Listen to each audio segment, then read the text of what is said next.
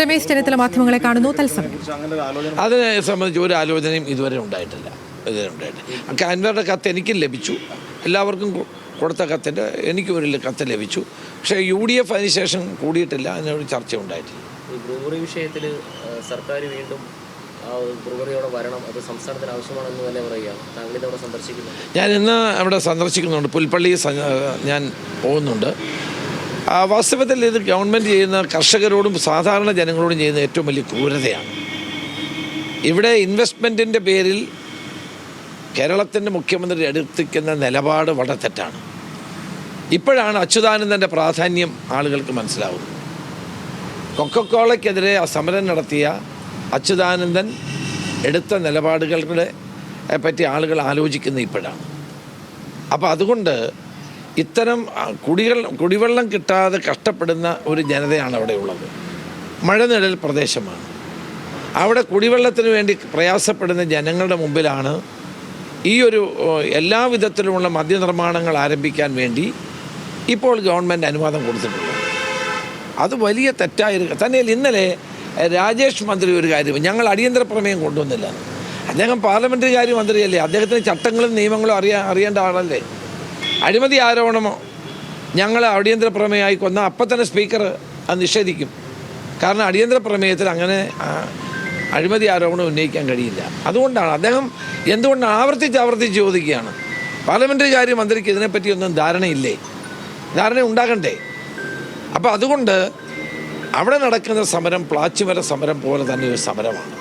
ഇന്ന് പാലക്കാട് DCC ആഭിമുഖ്യത്തിലാണ് വൈകുന്നേരം പരിപാടി. ഞാനതിൽ പങ്കെടുക്കുന്നുണ്ട്. മുതലാളിത്ത ചങ്ങാത്തത്തിലേക്ക് CPM പോകുന്നതിൻ്റെ ഒരു പ്രത്യക്ഷ ഉദാഹരണം കൂടിയല്ലേ ഈ 100%. പിണറായി വിജയൻ ഒരു കമ്മ്യൂണിസ്റ്റ് അല്ല എന്ന് ഓരോ ദിവസവും തെളിയിച്ചുകൊണ്ടിരിക്കുകയാണ്. ചങ്ങാത്ത മുതലാളിത്തത്തിൻ്റെ ഭാഗമാണ്. ഇപ്പോൾ മന്ത്രി രാജീവിനെ ഡാവോസിലേക്ക് അയച്ചിരിക്കുന്നു.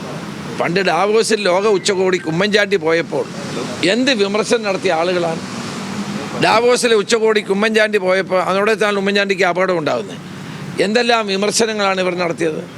അന്ന് MA ബേബിയുടെയും പ്രകാശ് കാരാട്ടിൻ്റെയും ഒക്കെ നേതൃത്വത്തിൽ ബോംബെയിൽ അതിന് ബദലായി ഒരു സമ്മേളനം വിളിച്ചു കൂട്ടിയത് ഞാൻ ഓർക്കുകയാണ്. ഇപ്പോൾ ഇവരുടെയൊക്കെ കാപട്യം ജനങ്ങൾ തിരിച്ചറിയുകയാണ്. മന്ത്രി രാജീവ് ഡാവോസിൽ പോയിരിക്കുകയാണ്. പാർട്ടിയിൽ ആലോചിച്ചിട്ടാണോ എന്ന് എനിക്കറിയില്ല.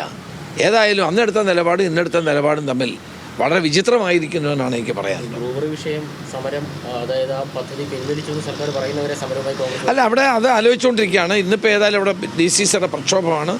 അവിടെ ശക്തമായ ജനങ്ങൾ മുഴുവൻ പദ്ധതിക്കെതിരാണ്, പഞ്ചായത്തെതിരാണ്. പഞ്ചായത്തിന് അനുവാദം വാങ്ങിച്ചിട്ടില്ല, അല്ല പഞ്ചായത്തിനോട് ചോദിച്ചിട്ടില്ല. മഴനിഴൽ പ്രദേശമാണ്. അവിടെ എന്നെ അത്ഭുതപ്പെട്ടത് വൈദ്യുതി മന്ത്രി കൃഷ്ണൻകുട്ടിയുടെ അഭിപ്രായമാണ്. ഇങ്ങനെയൊക്കെ ആളുകൾ പെട്ടെന്ന് നിറം മാറുമോ?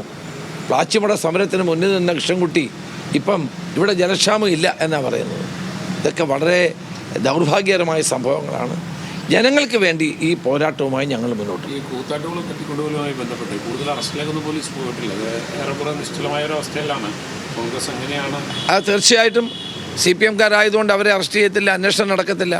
പോലീസിൻ്റെ പ്രവർത്തനം വളരെ വിചിത്രമാണ് ഈ കാര്യത്തിൽ. ഏതായാലും ഇവിടെ മാർക്സിസ്റ്റുകാരല്ലാത്ത ആളുകൾക്കാർക്കും പോലീസിൽ നിന്ന് നീതി കിട്ടില്ല എന്ന് ഓരോ സംഭവങ്ങളും തെളിയിക്കുകയാണ്. എലപ്പുള്ളി മദ്യനിർമ്മാണ കമ്പനിക്കെതിരായ പ്രതിഷേധം രേഖപ്പെടുത്തുകയായിരുന്നു രമേശ് ചെന്നിത്തല.